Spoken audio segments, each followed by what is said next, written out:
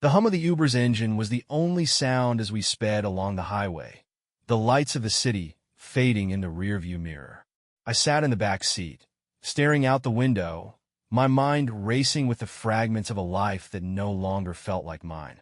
Beside me was my duffel bag, hastily packed with a change of clothes, my laptop, and the one thing that had triggered this whole journey, my wife Laura's phone. It was an accident, really, finding the messages. She'd left her phone unlocked on the kitchen counter while she showered, and a notification had popped up. "I can't wait to see you again. Last night was perfect." Read hard. The name wasn't saved, it was just a number. But the words had hit me like a punch to the gut. For 15 years, I'd thought I knew Laura better than anyone. Now, I wasn't so sure. I'd spent the next hour scrolling through the messages, my stomach twisting with each new revelation. They were careful not to mention names, but the details were unmistakable. Dinner dates, hotel rendezvous, private jokes I wasn't a part of, and the worst part?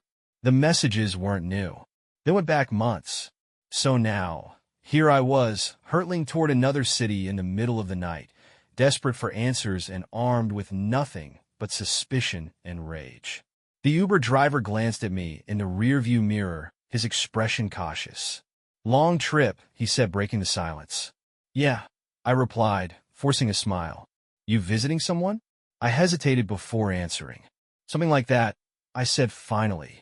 The truth was I didn't know what I was walking into. The messages had hinted at a meeting in a nearby city, but they didn't give specifics. I'd pieced together the address from a photo Laura had sent, a snapshot of a trendy cafe with the location tag still visible. It was a long shot, but it was all I had.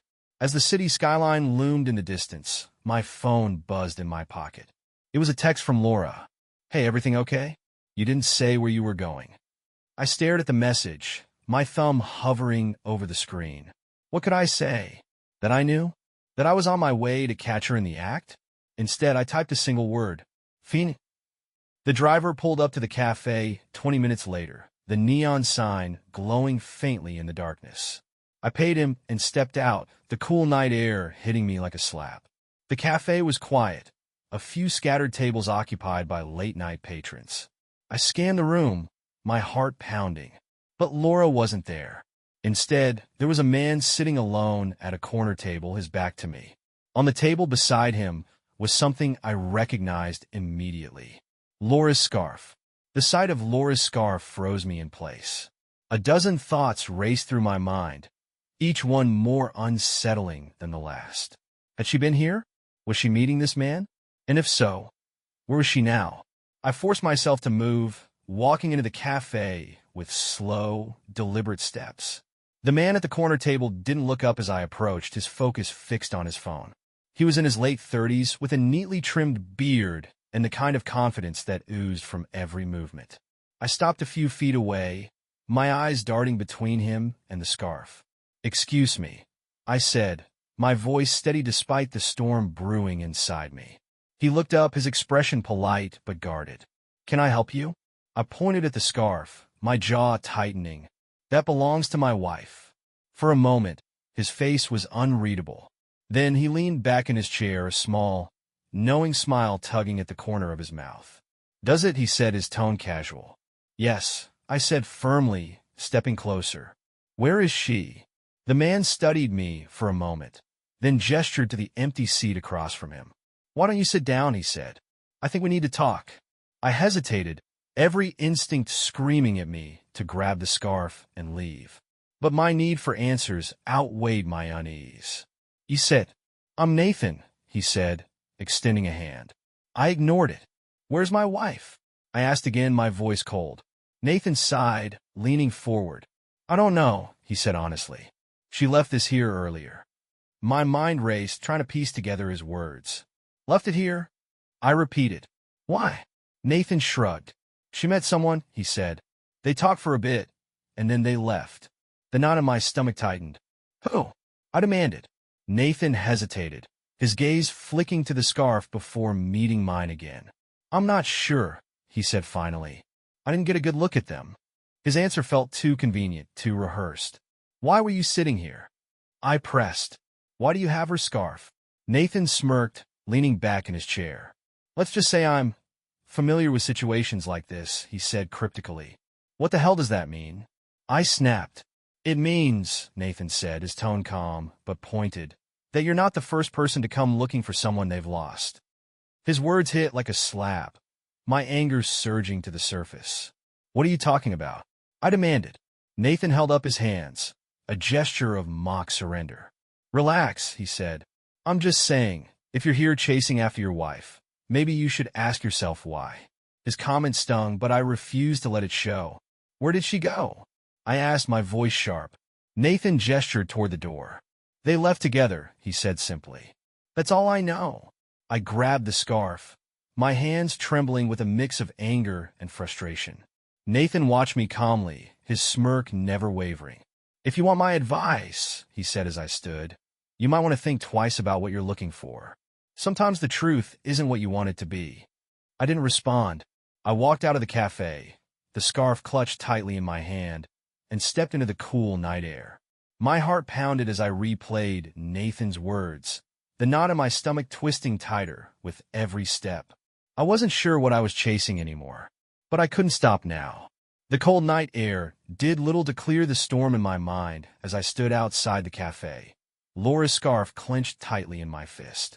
Nathan's cryptic words echoed in my head, each one adding another layer to the growing chaos. Sometimes the truth isn't what you want it to be. What the hell did that even mean? I scanned the street, hoping for a sign, anything that might point me in the right direction. The cafe was on a quiet corner, surrounded by boutique shops and restaurants, most of which were already closed for the night. If Laura and her companion had left together, where could they have gone? My phone buzzed in my pocket, pulling me from my thoughts. It was a text from Laura. Are you okay? Where are you? I stared at the screen, the anger bubbling just beneath the surface. She had no idea where I was or what I knew. I typed a quick reply. Fine. Just needed some air. The lie felt bitter on my tongue, but I couldn't confront her. Not yet. I needed more. I started walking, retracing my steps from earlier, trying to piece together a trail that didn't exist. The city was unfamiliar, its streets and alleys blending together in a disorienting maze. But as I turned a corner, something caught my eye, a small, trendy yoga studio with dim lights glowing from the windows. It wasn't the studio itself that caught my attention. It was the car parked out front, a sleek black sedan with a dented bumper. Laura's car. My pulse quickened as I approached, my heart pounding in my chest. Why would she be here? The studio's door was locked, but a sign on the glass read, "Private sessions available. By appointment only." The knot in my stomach twisted tighter. Was she inside? And if so, who was she with? I knocked on the door, my hand trembling as I waited for a response. After a moment, a woman appeared, a young receptionist with a friendly but cautious smile. "Can I help you?" she asked, opening the door slightly. "I'm looking for someone," I said, my voice steadier than I felt. "A woman, blonde, about this tall." I gestured vaguely, realizing how ridiculous I sounded. The receptionist frowned, her gaze flicking over my shoulder toward Laura's car. "I'm sorry," she said. "We're closed for the night." I stepped closer, lowering my voice. "I know she's here," I said firmly. "Please, I just need to talk to her." The receptionist hesitated, her expression wavering. "I can't let you in," she said finally. "It's policy." Frustrated, I stepped back, racking my brain for my next move. If Laura was inside, there was no way I was leaving without answers. I turned to the receptionist again, softening my tone. "Please," I said. "It's important." She sighed, glancing over her shoulder before stepping aside. "Okay," she said reluctantly. "But just for a minute." The studio was dimly lit, the air filled with the faint scent of lavender and incense. The receptionist led me to a small waiting area, gesturing for me to stay put. "She's probably in one of the private rooms," she said. "I'll see if she's available." As she disappeared down the hall, I stood frozen, my mind racing with possibilities. What would I find? What would I find? The tension was unbearable. Moments later, the receptionist returned, her expression apologetic. "I'm sorry," she said.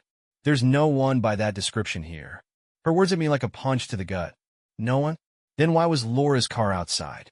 Before I could respond, I noticed something behind her, a pair of yoga mats leaning against the wall, one of them distinctly familiar. It was purple with a floral pattern. Laura's mat. My blood boiled as I pointed at it. That's hers, I said sharply. She's here. The receptionist's eyes widened, her composure faltering. I really don't know what you're talking about, she said, her voice trembling. But her reaction said it all. She was lying. Without waiting for permission, I pushed past her, my determination overriding my better judgment. Sir, you can't go back there, she shouted, but I didn't stop. I followed the hallway, the faint sound of voices guiding me toward the back of the studio. The voices grew louder as I approached, my heart pounding in my ears.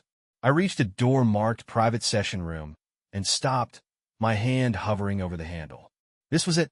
Whatever was behind this door would change everything. Taking a deep breath, I pushed it open. The door creaked open, revealing a dimly lit room bathed in the soft glow of flickering candles. The scent of lavender and eucalyptus hung heavy in the air, almost suffocating. At first, I saw nothing but yoga mats neatly arranged on the polished wooden floor. Then, my eyes landed on them. A man and a woman stood at the far end of the room, their heads close together as they spoke in hushed tones. The man was tall and lean, his movements fluid as he gestured animatedly. The woman, her back turned to me, was unmistakably Laura. Her blonde hair shimmered in the candlelight, cascading over her shoulders like it always did when she let it down after a long day. Laura, I said, my voice sharp and cutting through the quiet. She froze, her posture stiffening as if she'd been caught mid-crime. The man turned first, his face calm, but unreadable. Laura followed a moment later, her eyes widening in shock as they met mine.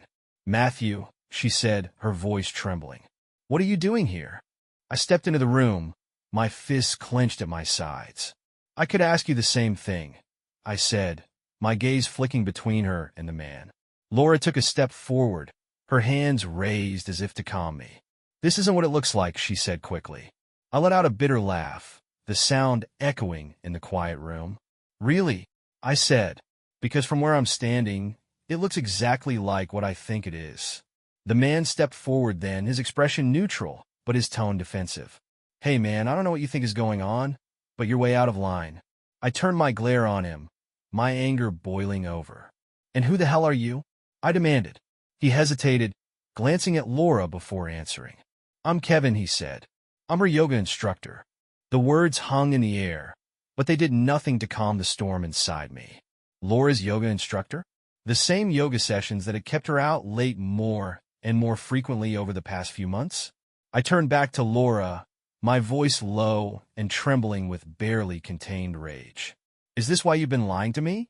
I asked. Because of him? Laura shook her head quickly, her eyes filling with tears. No, she said, her voice breaking. Matthew, it's not like that.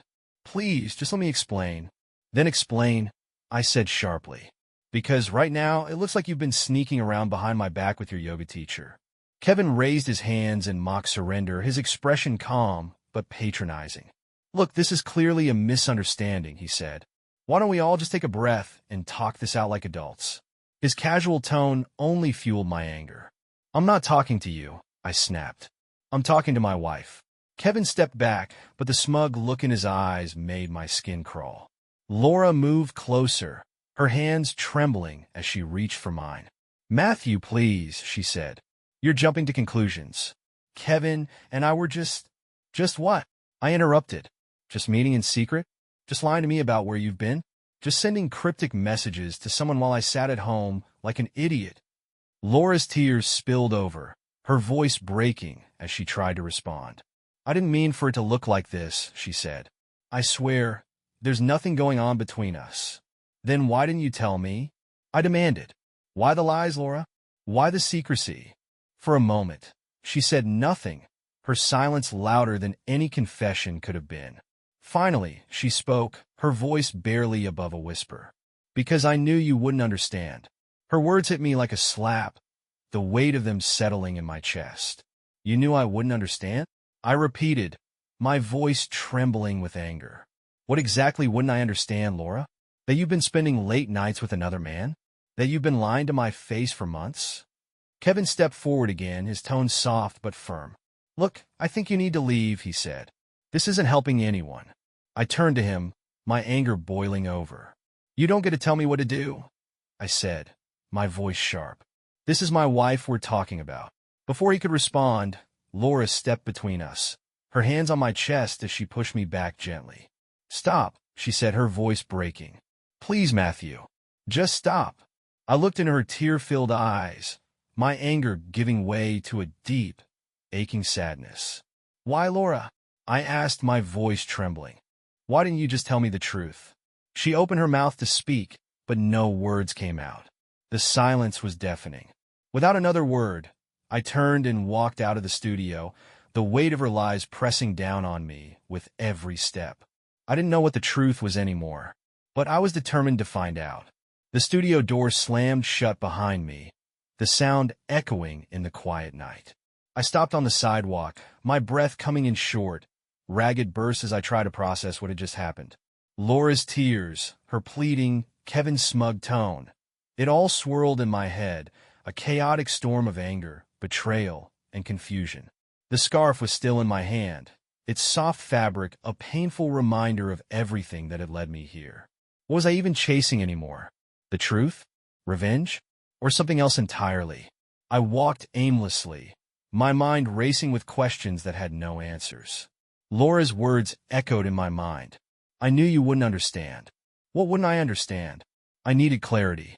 I needed to know if this was about Kevin or if he was just another piece in a puzzle I didn't have the edges for yet. I pulled out my phone and opened Laura's messages again, scrolling through the thread with the unsaved number.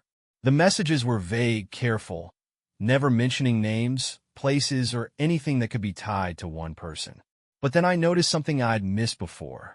A timestamp on one of the messages matched the exact moment I confronted her at the yoga studio. I need to see you. Tonight was too close. My heart sank as I read it again and again. She'd sent it while I was standing in front of her. But not to Kevin. This wasn't just about him. There was someone else. I called Ethan, my closest friend since college, and someone who'd always been the calm voice in my chaos. Matt, he said when he picked up, his voice groggy. What's going on? It's late. I need your help, I said, pacing the sidewalk. Something's going on with Laura, and I can't figure it out. What do you mean? Ethan asked, his voice instantly more alert.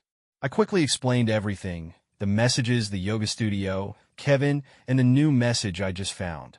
Wait, Ethan said. So you're saying she's meeting someone, but you don't know who? Exactly, I said. And I'm running out of leads. Ethan hesitated, then spoke carefully. Matt, have you considered the possibility that you're wrong? That it's not what you think? His question stung, but I didn't let it show. I wish I was wrong, I said. But the messages don't lie. She's been hiding something, Ethan. I can feel it.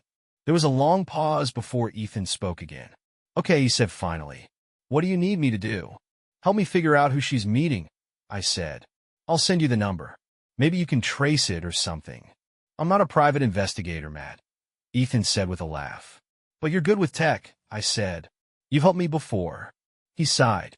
Phoenix, send it over, and I'll see what I can do. As I ended the call, a faint sense of hope stirred in my chest. If anyone could help me untangle this mess, it was Ethan.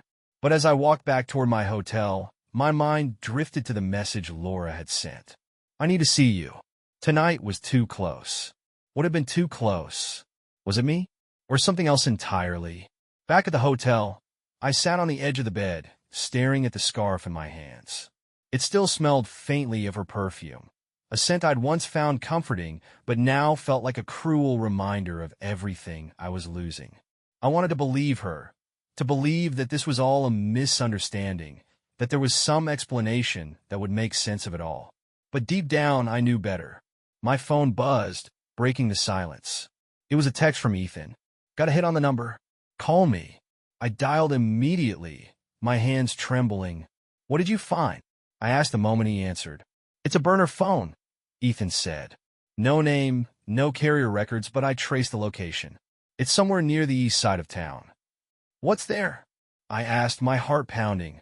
A lot of things, Ethan said. But there's one address that stands out. It's a hotel. My blood ran cold. Which one?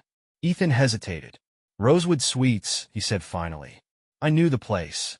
It was the kind of boutique hotel where people went to disappear. My mind raced with possibilities as I thanked Ethan and hung up, grabbing my keys and heading for the door. The truth was waiting for me.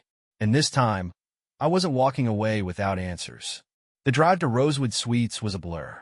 My mind raced with possibilities, each one more damning than the last. If Laura had been meeting someone here, it wasn't just casual, it was deliberate.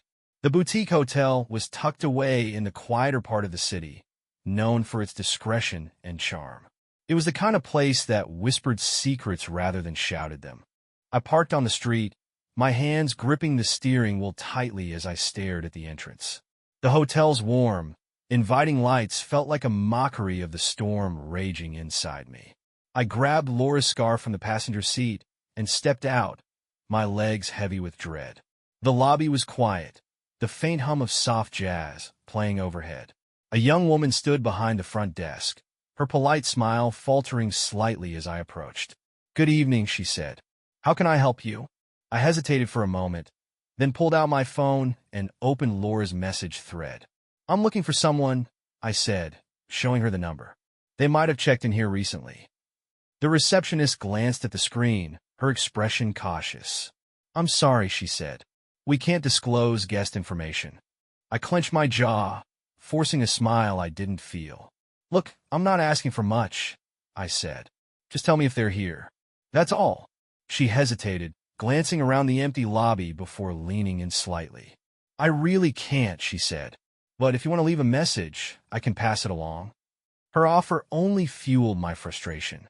"A message," I repeated, my voice rising. "What good is a message when I don't even know who I'm looking for?" The receptionist frowned, her professionalism slipping. "Sir, I'm sorry, but I can't help you." Before I could respond, a voice behind me cut through the tension. "Is there a problem here?" I turned to see a man in a sharp suit, his expression cool and authoritative. "Who are you?" I asked. "I'm the manager," he said, "and I'm going to have to ask you to leave if you're causing a disturbance." I took a deep breath, trying to calm the anger bubbling inside me. "I'm just looking for someone," I said, my tone more measured. The manager's gaze flicked to the receptionist, then back to me. "I'm sorry," he said firmly, "but we value our guests' privacy." I wanted to argue, to demand answers, but I knew it wouldn't get me anywhere. Instead, I turned and walked out, the weight of defeat pressing down on me. Back in the car, I stared at the hotel, my mind racing. There had to be another way. I opened my phone and scrolled through Laura's messages again, searching for anything I might have missed. One message caught my eye, a seemingly innocuous text from a few weeks ago. "Rooftop views are always the best." My pulse quickened as I looked up at the hotel, its rooftop terrace visible even in the dark. If Laura was here, that's where she'd be. I left the car and slipped around the side of the building, searching for another way in. A small, gated stairwell caught my attention, its lock looking old and flimsy. With a quick glance around to make sure no one was watching, I pushed against the gate, the lock giving way with a soft click. The stairwell was narrow and poorly lit, the scent of damp concrete filling the air as I climbed. When I reached the rooftop, the city stretched out before me, its lights twinkling against the dark sky. The terrace was mostly empty, save for a small seating area near the edge. And that's when I saw them. Laura was sitting with someone, her back to me as she leaned forward, her body language intimate but tense. The person across from her was hidden in shadow, their features obscured. I stepped closer, my heart pounding as I prepared to confront them. But as I neared, Laura's voice stopped me in my tracks. "I can't keep doing this," she said, her tone trembling. "You don't have a choice," the person replied, their voice low and firm. The words sent a chill through me, freezing me in place. What did they mean? What didn't she have a choice about? I stepped closer, my anger boiling over. "Laura," I said, my voice sharp and cutting through the night. She turned, her face pale and filled with a mixture of shock and fear. "Matthew," she said, her voice barely above a whisper. The person across from her stood, their features finally coming into view. And that's when I realized I'd seen them before. The person standing across from Laura was unmistakable. Kevin, the yoga instructor. My chest tightened as I locked eyes with him, his face calm and unreadable. Kevin, I said, my voice cold. I should have known. Laura stood quickly, her hands trembling as she reached out toward me. Matthew, this isn't what you think, she said, her voice desperate. I ignored her, my focus fixed on Kevin. What the hell are you doing here? I demanded, my voice rising. Kevin shrugged, slipping his hands into his pockets. Just having a conversation, he said casually, as if this was all perfectly normal. A conversation? I repeated, my voice sharp. On the rooftop of a hotel? At night? You expect me to believe that? Kevin raised an eyebrow, his expression calm but patronizing. Believe what you want, he said. I don't owe you an explanation. My fists clenched at my sides as I took a step closer, my anger boiling over. You don't owe me an explanation? I snapped. You're sneaking around with my wife, and you think you don't owe me anything? Matthew, stop, Laura said, stepping between us. Her voice was trembling, her eyes filled with tears. This isn't what it looks like. Please, just listen to me. I turned to her, my anger giving way to a deep, aching sadness. Then tell me what it is, Laura, I said, my voice breaking. Because I'm done guessing. I'm done chasing after you, trying to figure out what's going on. Just tell me the truth.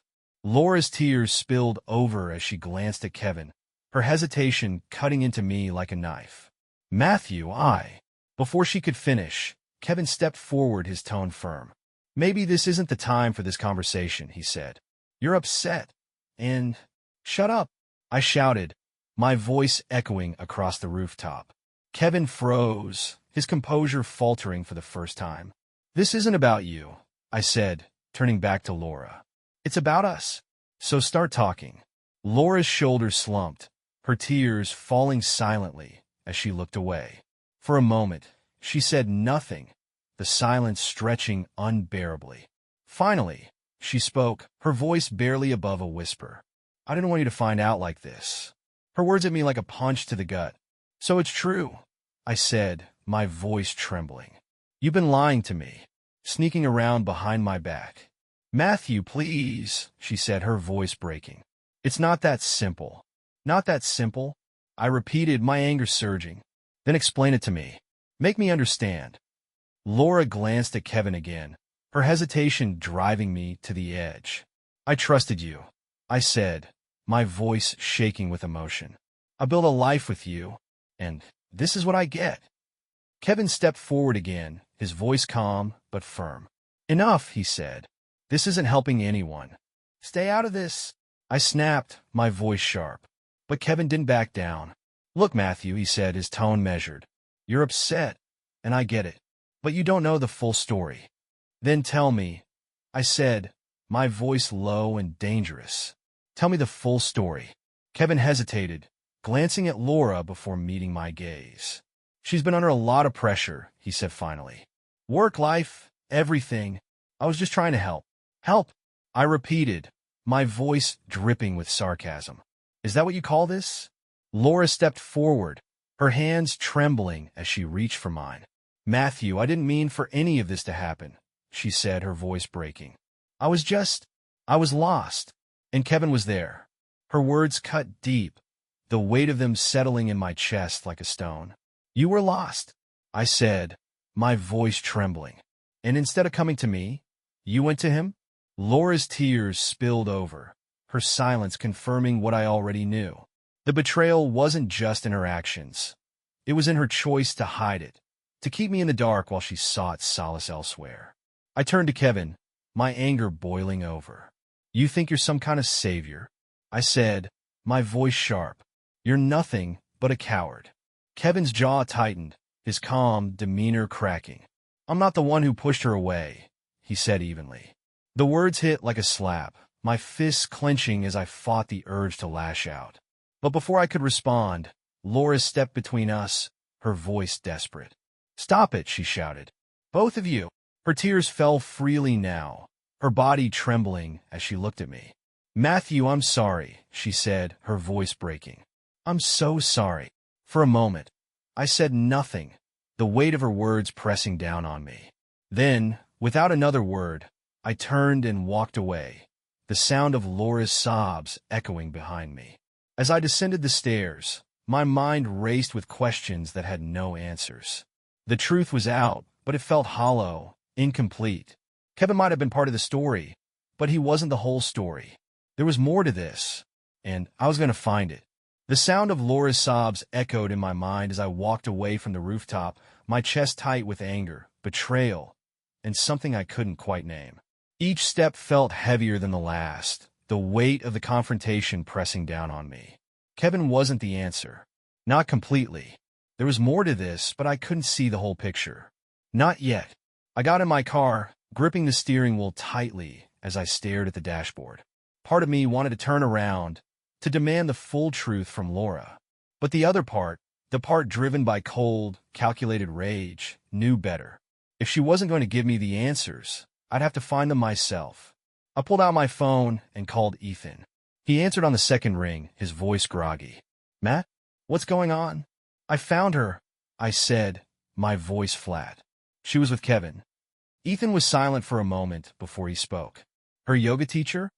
"Yeah," I said bitterly. "But it's not just him. There's something else going on. I can feel it." Ethan sighed. "Look, Matt, maybe you should take a step back," he said. "You're too close to this. You're going to drive yourself crazy trying to figure it all out." "I don't have a choice," I snapped. "She's been lying to me for months. I can't just let this go." Ethan hesitated, then spoke carefully. "Okay," he said. "What do you want me to do?" "I need more information," I said. "I need to know who she's really been talking to." There was a long pause before Ethan spoke again. "Are you sure you want to go down this road?" he asked. "I don't have a choice," I said firmly. "If I stop now, I'll never get the truth." Ethan agreed reluctantly, promising to help me dig deeper into Laura's messages and trace the burner number.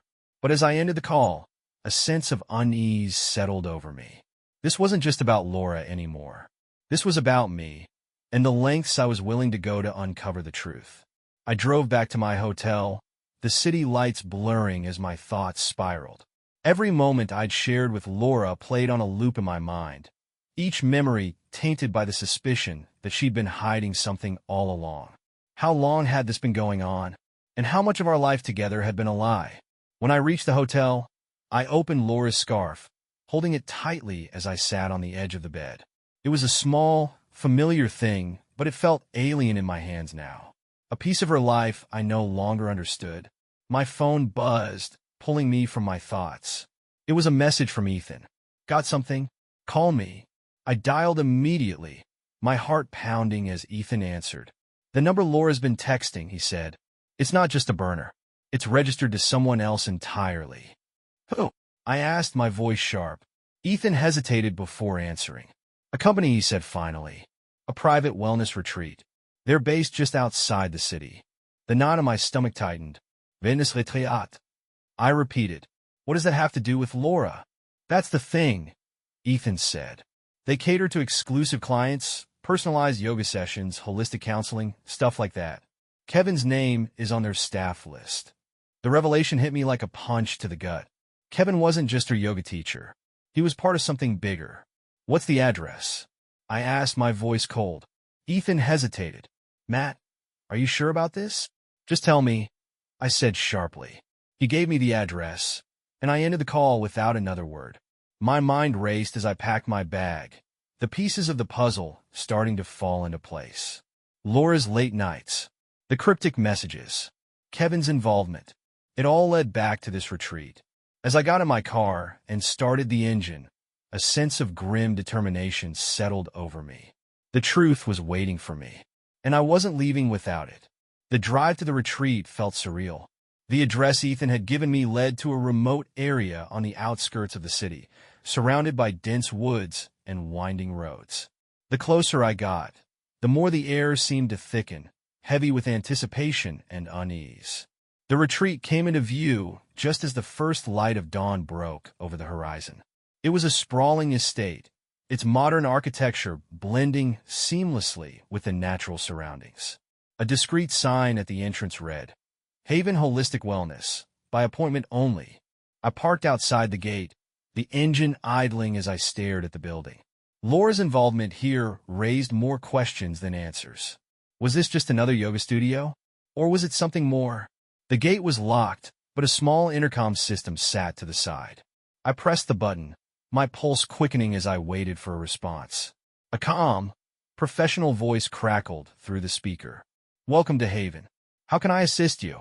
I'm here to see Kevin, I said, my voice steady despite the storm brewing inside me. There was a pause, followed by the voice again. Do you have an appointment? No, I said firmly. But he's expecting me. Another pause, longer this time. Please hold. The intercom clicked off, leaving me in tense silence. Moments later, the gates began to slide open, their quiet hum breaking the stillness. I drove through and parked near the main building, the sleek design of the retreat's exterior both calming and unnerving. A receptionist greeted me as I entered, her smile polite but guarded. Good morning, she said. How can I help you? I'm looking for Kevin, I said, my voice firm. The receptionist hesitated, her gaze flicking to a tablet on the desk. Do you have an appointment? No, I said, but I need to speak with him. It's urgent. Her smile faltered, and she glanced at a hallway behind her. Please wait here, she said before disappearing down the hall. I stood in the lobby, my eyes scanning the space. It was pristine, almost sterile, with soothing music playing softly in the background. The walls were adorned with photos of serene landscapes and motivational quotes like, Balance is the key to clarity. The irony wasn't lost on me. Minutes later, Kevin appeared, his calm demeanor as infuriating as ever. Matthew, he said, his tone neutral. This is unexpected. Cut the crap, Kevin, I said, stepping closer. What is this place? And what does Laura have to do with it? He didn't flinch, his expression unreadable. This is a wellness retreat, he said simply. Laura came here seeking balance and clarity. That's all. Balance and clarity. I repeated, my voice dripping with sarcasm. Is that what you call sneaking around behind my back? Kevin sighed, crossing his arms. You're angry, he said. And I get it, but you're seeing things that aren't there. Then show me, I said sharply. Prove to me that this isn't what it looks like. Kevin hesitated, glancing at the receptionist, who was watching us nervously from behind the desk. This isn't the time or place, he said finally. No, I said, stepping closer. This is exactly the time and place. For a moment, we stared each other down, the tension between us palpable. Finally, Kevin nodded, his calm demeanor cracking slightly. Fine, he said. Follow me. He led me down a hallway lined with doors, each one labeled with words like meditation suite and holistic counseling. We stopped outside a door-marked private session room. Kevin turned to me, his expression serious. Everything Laura has done here has been for herself, he said, not for anyone else. Before I could respond, he opened the door and stepped inside. I followed, my breath catching as I took in the scene. The room was simple but intimate, with a yoga mat in the center and candles lining the walls. But what caught my attention was the desk in the corner, cluttered with papers and photos. I moved closer, my heart pounding as I recognized one of the photos. It was Laura, sitting cross-legged on a yoga mat, her expression serene. Next to it was a stack of files, each labeled with a name. One of them was hers. What is this? I demanded, picking up the file. Kevin sighed, his tone measured. Laura has been coming here for private counseling, he said, to deal with things she couldn't share with you. I opened the file, my hands trembling as I flipped through the pages. Notes, schedules, receipts, all detailing Laura's sessions at the retreat. But one page stood out, a handwritten note with Kevin's signature at the bottom. Patient expresses feelings of dissatisfaction and emotional isolation. Spouse unaware of depth of struggle. The words hit me like a punch to the gut. She's been unhappy, Kevin said softly. But it's not about you, Matthew. It's about her. For a moment, I said nothing, the weight of his words settling over me. But the anger inside me refused to fade. Why didn't she tell me? I asked, my voice trembling. Kevin hesitated before answering. Because she thought you wouldn't understand. The answer wasn't good enough. Not for me. Not for us. I turned and walked out, the file still clutched in my hand. The truth was starting to take shape. But it wasn't the truth I'd been expecting. I drove away from the retreat in silence, the file resting on the passenger seat like an unwelcome passenger. Kevin's words replayed in my mind, their weight growing heavier with each passing mile. She's been unhappy, but it's not about you. What did that even mean? If Laura had been struggling, why hadn't she come to me? Why had she chosen Kevin, this retreat, and a web of lies instead? I pulled into the parking lot of a diner, the neon sign buzzing faintly in the early morning light. I needed to clear my head to figure out my next move. Inside, I ordered coffee and sat by the window, staring blankly at the file in front of me. The notes were detailed, each session meticulously documented. It painted a picture of a woman I barely recognized, someone grappling with doubts, fears, and a sense of isolation she'd never shared with me.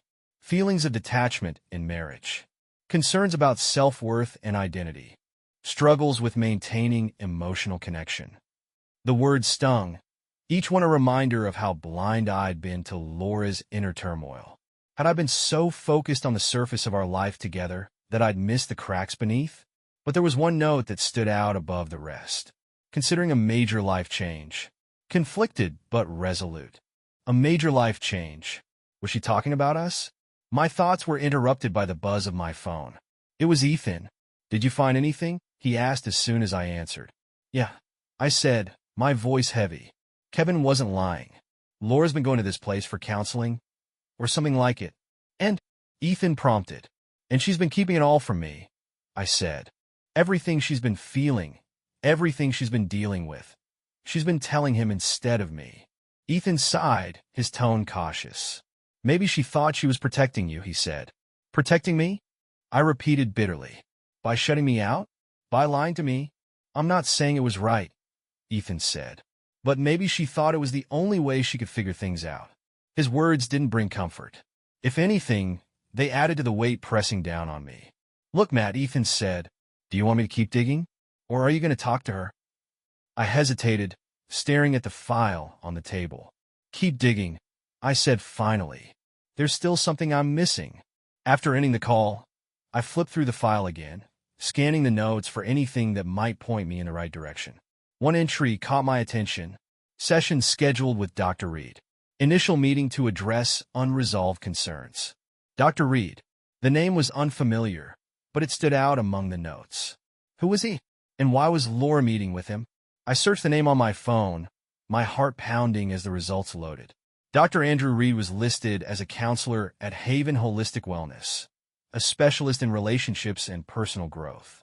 Kevin might have been the gateway, but this Dr. Reed seemed like the destination. I wrote down the contact information and paid my bill, the next step in my search taking shape. Back in the car, I called Haven under the guise of scheduling a session. The receptionist answered, her voice calm and professional. Thank you for calling Haven Holistic Wellness. How can I assist you? I'd like to book a session with Dr. Reed, I said, keeping my tone steady. There was a pause before she replied. Dr. Reed is currently unavailable, she said. But I'd be happy to schedule something for next week. That's fine, I said. Could you let me know his availability? As she rattled off dates, I made a mental note of the timing. If Dr. Reed was unavailable today, where was he? After ending the call, I sat in the parking lot, staring at the retreat's website on my phone. The more I searched, the more questions I had. Laura's struggles were real, but there was something about this place, and its people, that didn't sit right with me. The truth wasn't just about Laura anymore. It was about the people around her, and what they wanted from her. The phone call with Haven left me uneasy. Dr. Reed was a name buried in Laura's counseling notes, but now he felt like a key, something or someone who could explain the chaos swirling around me. But if he wasn't at the retreat today, where was he? And why did it matter?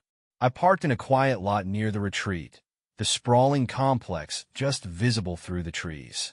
Pulling out my phone, I scrolled through Laura's messages again, focusing on the ones sent around the same time as her appointments. One stood out, a seemingly innocuous text from a week ago. Let's meet somewhere quieter next time. Too many eyes at the studio. It was vague, but it raised a question I couldn't ignore. Had Laura and Dr. Reed or Kevin or someone else been meeting outside the retreat? And if so, why? I called Ethan, his voice groggy when he picked up. "Matt," he said, stifling a yawn. "You're really pulling me into something here." "I need another favor," I said, ignoring his tone. Ethan groaned. "What now?" "I need to know if Dr. Reed has any connections outside the retreat," I said. "Off-site offices, secondary clinics, anything." Ethan was silent for a moment before letting out a heavy sigh. "Fine," he said. "Give me an hour." "Thanks," I said, ending the call. While I waited, I drove aimlessly through the quiet streets, my thoughts spiraling. If Laura's counseling sessions were legitimate, why had she been so secretive? If she trusted these people with her struggles, why couldn't she trust me? An hour later, Ethan called back. "Got something?" he said. I pulled over, gripping the steering wheel tightly. "What is it?" "Dr. Reed's name is attached to a small private office downtown," Ethan said. "It's listed as a satellite location for one-on-one sessions." "What's the address?" I asked, already pulling back onto the road. Ethan rattled off the address, and I ended the call. The coordinates seared into my mind. The office was less than 30 minutes away. The truth was within reach. When I arrived, the building was unassuming, a low-rise office complex tucked between a bank and a pharmacy. I parked and walked inside, my footsteps echoing in the quiet hallway. Dr. Reed's name was etched on a small plaque outside a frosted glass door. Andrew Reed, Ph.D., Private Counseling. The door was locked, but a small sign beneath the plaque read, "By appointment only. Please call." I hesitated for a moment before dialing the number on the sign. The line rang twice before a calm, familiar voice answered. "Dr. Reed's office."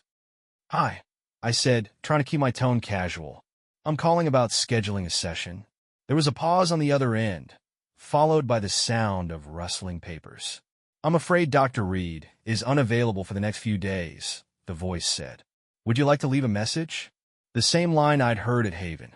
Dr. Reed wasn't here, but something told me he wasn't far. I hung up without leaving a message, stepping back to scan the hallway. A cleaning cart sat nearby, its supplies neatly arranged. My eyes landed on the keyring dangling from the side. I hesitated, my mind racing. This wasn't just about uncovering Laura's secrets anymore. It was about understanding the people influencing her. And Dr. Reed seemed to be at the center of it. I grabbed the keys, glancing around to make sure the hallway was empty before unlocking the door. The office was small and tidy, with a minimalist aesthetic that felt both professional and impersonal. A desk sat in the corner, papers neatly stacked beside a laptop. I moved quickly, flipping through the papers and scanning the files for anything that might explain Dr. Reed's role in all of this. Most of the documents were standard, client intake forms, session notes, billing statements. But one file stood out, its cover marked with a single word: reevaluation. I opened it, my breath catching as I scanned the contents. It was a report detailing a program run by Haven Holistic Wellness for select clients. The language was vague, but one sentence stood out. Clients demonstrating significant resistance to change may require deeper intervention strategies. Deeper intervention stratégie? What the hell did that mean? The last page of the file was a list of names, each one accompanied by a date. Laura's name was near the top, her date of reevaluation listed for next week. My blood ran cold. What were they planning for her? As I slipped the file into my bag, the sound of footsteps in the hallway made my heart race. I ducked behind the desk just as the door opened, my pulse pounding in my ears. A man's voice, calm and measured, filled the room. "Everything in order here?" It was Dr. Reed. I held my breath, waiting as he moved around the office. The rustle of papers and the click of a laptop filled the silence. After a few agonizing moments, he left, the door clicking shut behind him. I waited a beat before slipping out, my heart still racing as I made my way back to the car. Whatever was happening at Haven wasn't just about Laura's personal growth. It was something darker, something deeper, and I was running out of time to stop it. The file I'd taken from Dr. Reed's office sat on the passenger seat as I sped down the highway.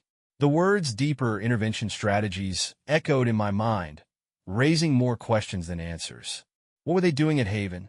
And why was Laura a part of it? I pulled into a rest stop, parking in a quiet corner and grabbing the file. Flipping through the pages again, I tried to make sense of the cryptic language. Phase 1, Assessment and Integration. Phase 2, Emotional Unpacking and Rebalancing. Phase 3, Reevaluation and Reorientation. Each phase was accompanied by descriptions of vague exercises and programs, all designed to foster personal growth and relational clarity. But the language felt sterile, almost clinical, as if the people involved were being treated as experiments rather than clients. And then there was the list. Laura's name stared back at me, her reevaluation date only days away. I scanned the other names, wondering how many of them knew what they were truly a part of. One name near the bottom caught my eye. Kevin Morris. Kevin wasn't just her yoga instructor. He was a subject. The realization hit me like a punch to the gut. Kevin wasn't an impartial guide in Laura's life. He was part of the same program. And if this file was accurate, he'd already gone through the reevaluation phase. My phone buzzed, pulling me from my thoughts. It was Ethan. "Did you find anything?" he asked as soon as I picked up. "Yeah," I said, my voice heavy. "And it's worse than I thought." I explained the file to him, reading aloud the sections that felt the most damning. When I finished, Ethan was silent for a long moment. "Matt, this sounds off," he said finally. "Off?" I repeated bitterly. "It sounds insane. They're using people like test subjects." Ethan hesitated, then spoke carefully. "What do you want to do?" he asked. "I want answers," I said firmly. "Real answers. No more lies, no more cryptic messages." "From Laura?" Ethan asked. "From everyone," I said. The next step was clear. I needed to confront Kevin and Dr. Reed directly. If they were part of this program, they'd know the full truth. And if they refused to tell me, I'd force their hand. I drove back to Haven, my mind racing as I rehearsed what I would say. When I arrived, the gates were closed, but I knew how to get in. I parked outside and slipped through the same side gate I'd used before, the path to the main building eerily quiet. The lobby was empty, the soft hum of ambient music playing in the background. I made my way down the hall to Kevin's office, my steps quick and deliberate. When I reached the door, I knocked loudly, the sound echoing in the quiet corridor. After a moment, the door opened, and Kevin stood there, his expression unreadable.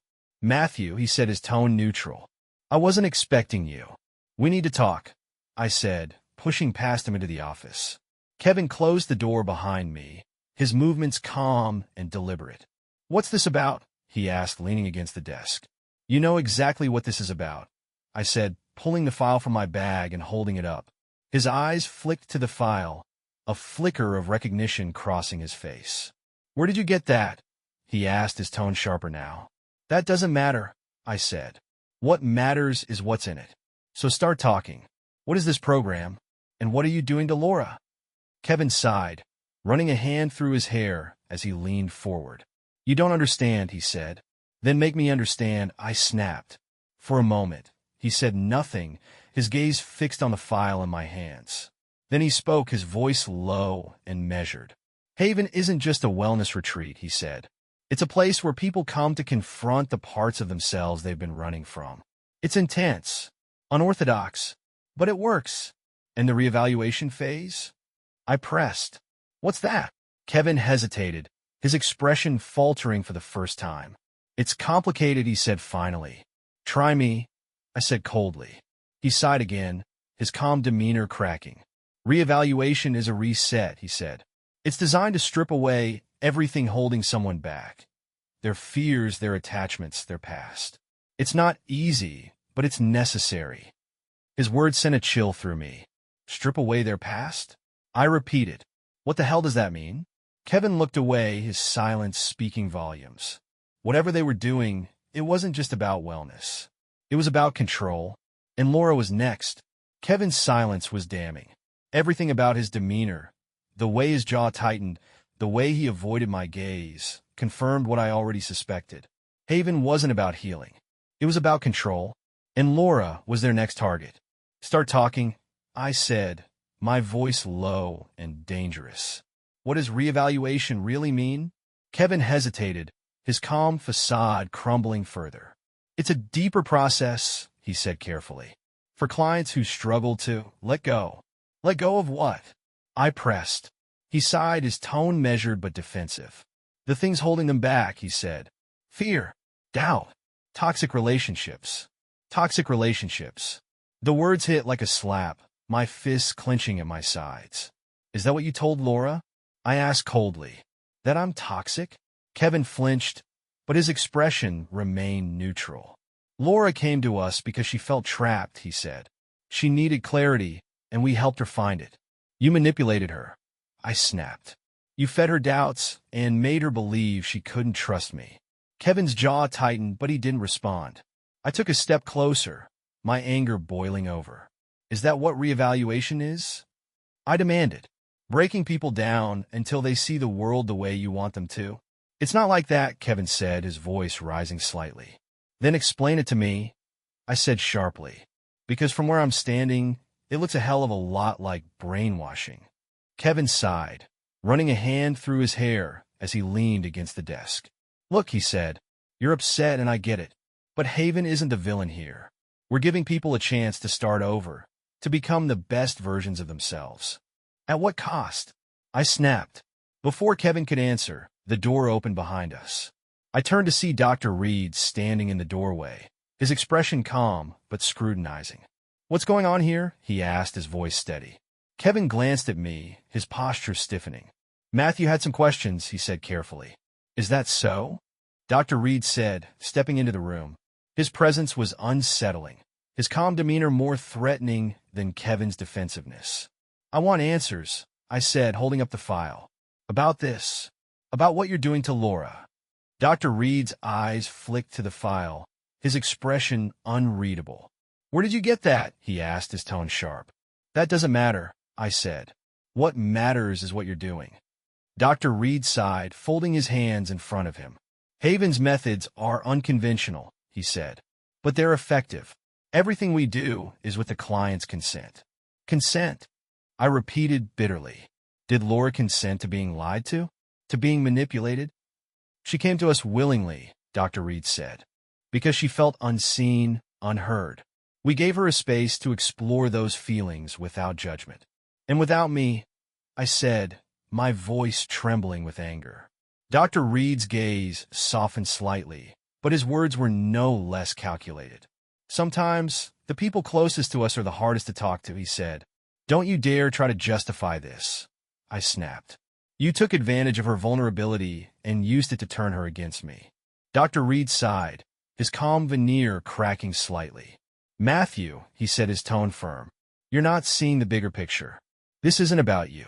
It's about Laura, her growth, her happiness. I took a step closer, my voice low and steady. If that's true, I said, then why did you need to hide it from me? The room fell silent, the weight of my question hanging in the air. Dr. Reed and Kevin exchanged a glance, their hesitation speaking volumes. Whatever was happening at Haven, it wasn't just about personal growth. It was about control, and I wasn't going to let them have it. I'm done with your lies, I said, turning to Kevin. Tell me where Laura is. Now. Kevin hesitated, glancing at Dr. Reed before nodding. She's in the reevaluation suite, he said quietly. Dr. Reed's eyes narrowed, but he didn't stop me as I stormed out of the office, my heart pounding. The hallway felt endless as I made my way to the suite, each step filled with a mix of rage and desperation. When I reached the door marked reevaluation, I didn't hesitate. I pushed it open, the sight inside stopping me cold. Laura was sitting on a yoga mat, her posture relaxed but her expression distant. The room was dimly lit, filled with the faint scent of lavender and the soft hum of meditative music. She looked up as I entered, her eyes widening in surprise. Matthew, she said, her voice trembling. I stepped closer, my chest tight with a mix of relief and anger. Laura, I said, my voice breaking. What are you doing here? Laura's voice trembled as she spoke my name. Matthew, she repeated, her eyes widening as if she'd seen a ghost. Her expression wavered between shock and guilt, and for a moment, the tension in the room felt unbearable. The dimly lit reevaluation suite was disorienting. Soft lights cast flickering shadows across the walls, while the faint hum of meditative music and the scent of lavender created a surreal atmosphere. But the woman sitting on the yoga mat, her blonde hair catching the faint light, was unmistakably Laura. "My Laura, what are you doing here?" she asked, standing slowly. The calmness in her tone was forced, a brittle facade that cracked the moment I stepped closer. "No," I said sharply, my voice trembling with restrained anger. "The question is, what are you doing here, Laura? And why the hell have you been lying to me?" Her shoulders slumped, and for a moment, she said nothing. Then, finally, she spoke, her voice barely above a whisper. "I didn't want you to find out like this." I laughed bitterly, the sound echoing in the quiet room. "Find out what?" I demanded. "That you've been sneaking around, lying to my face, and letting these people manipulate you." She flinched at my words, her eyes filling with tears. "It's not like that," she said, her voice breaking. "Please, Matthew, you have to understand." "Then make me understand," I shouted, cutting her off. "Explain to me why you've been shutting me out for months. Why you've been running to Kevin and Dr. Reed instead of talking to me." Laura's tears spilled over as she looked away, her silence cutting deeper than any confession could have. "I didn't know how to tell you," she said finally, her voice trembling. "Tell me what?" I pressed. "That I felt like I was losing myself," she said, her words tumbling out in a rush. "That everything we built together, the house, the routines, the expectations, it all felt like it was swallowing me whole." Her voice broke, and she sank back onto the yoga mat, her body trembling with sobs. "I didn't know how to tell you without breaking you," she said, her voice muffled. "So, I came here to figure it out." Her words hit me like a punch to the gut, the weight of them settling over me like a heavy fog. For a moment, I said nothing, my anger giving way to a deep, aching sadness. "You felt like you were losing yourself," I repeated, my voice trembling. "And instead of coming to me, you came here? To them." Laura looked up at me, her eyes red and glistening with tears. "They listened, Matthew," she said softly. "They gave me a space to say things I was too scared to say to you." Her words cut deep, and I struggled to find a response. The woman I'd spent years building a life with was standing in front of me, unraveling piece by piece, and I hadn't seen it coming. "I thought we were happy," I said finally, my voice breaking. Laura's expression softened, and she reached for my hand, her touch warm but tentative. "I love you," she said, her voice trembling. "But I needed to find myself again before I could give you everything you deserved." Before I could respond, the door opened behind us, and Dr. Reed stepped inside, his calm demeanor masking the tension in his gaze. "I think that's enough for now," he said, his tone measured. I turned to him, my anger flaring once more. "No," I said sharply. "This isn't your decision to make." Dr. Reed hesitated, his hands clasped in front of him. "Matthew," he said carefully, "this is a delicate process. Emotions are high, and we need to ensure that everyone's well-being is protected." "Protected?" I repeated bitterly. "You mean controlled?" Dr. Reed's expression hardened slightly, but he didn't respond. I turned back to Laura, my voice soft but firm. "Come with me," I said. "Let's leave this place and figure this out together." Laura hesitated, her gaze flicking between me and Dr. Reed. "I don't know if I can," she said finally, her voice trembling. "They've helped me so much, Matthew. I'm not sure I'm ready to leave." Her words felt like a dagger to the heart. The woman I loved was standing in front of me, choosing the people who had manipulated her over the life we'd built together. But I wasn't ready to give up. "Laura," I said, my voice steady despite the storm raging inside me. "Whatever you're looking for, we can find it together. You don't need them. You never did." Tears filled her eyes as she looked at me, her expression filled with both love and uncertainty. "Matthew," she said softly, her voice breaking, "I'm scared." I took her hands in mine, my grip firm but gentle. "So am I," I said, "but we'll figure it out. Together." For a moment, the room fell silent, the weight of our shared pain pressing down on us. Then, Finally, Laura nodded, her tears spilling over as she leaned into me. "I'll go with you," she said, her voice trembling. Dr. Reed's expression tightened, but he said nothing as we walked past him, my arm wrapped protectively around Laura. We left Haven behind, the crisp night air filling my lungs as we stepped outside. The road ahead wouldn't be easy, but for the first time in months, I felt a flicker of hope. We weren't just leaving Haven. We were leaving the lies, the manipulation, and the pain behind. The drive home was silent, the weight of everything that had happened sitting between us like an invisible barrier. Laura stared out the window, her fingers gripping the scarf I'd taken from the cafe days ago. I stole glances at her, searching for a sign, any sign, that she was still the woman I'd fallen in love with. But the truth was she wasn't. Neither of us were. When we pulled into the driveway, the house felt foreign, as if the life we'd built here belonged to someone else. I turned off the engine and sat for a moment, gathering my thoughts. "Are you ready?" I asked softly, breaking the silence. Laura hesitated, then nodded, her grip on the scarf tightening. Inside, the house was quiet, the faint hum of the refrigerator the only sound. I set my keys on the counter and turned to face Laura, my chest tight with a mix of love, anger, and uncertainty. "We need to talk," I said, my voice steady despite the storm brewing inside me. Laura nodded, her eyes glistening with tears as she sat on the couch. I joined her, leaving a small space between us as I searched for the right words. "I need to know everything," I said finally. "No more lies. No more half-truths. Just everything." She nodded again, wiping her eyes as she took a deep breath. "I never meant to hurt you," she said, her voice trembling. "I love you, Matthew. I always have. But somewhere along the way, I started to lose myself." Her words were like a dagger, cutting through the anger and exposing the raw pain underneath. "Why didn't you tell me?" I asked softly. Laura looked away, her tears spilling over. "I was scared," she admitted. "Scared that you'd think I was broken. Scared that you'd try to fix me instead of letting me figure it out on my own." I nodded slowly, her words settling heavily in my chest. "But you didn't figure it out on your own," I said gently. "You turned to Kevin, to Haven." Her tears fell harder, and she buried her face in her hands. "I know," she sobbed, "and I'm so sorry. I thought they were helping me, but now, I don't know what to believe anymore." I reached for her hand, my grip firm but comforting. "We'll figure it out," I said, "but you have to promise me something." She looked up, her tear-streaked face filled with both hope and fear. "Anything," she said.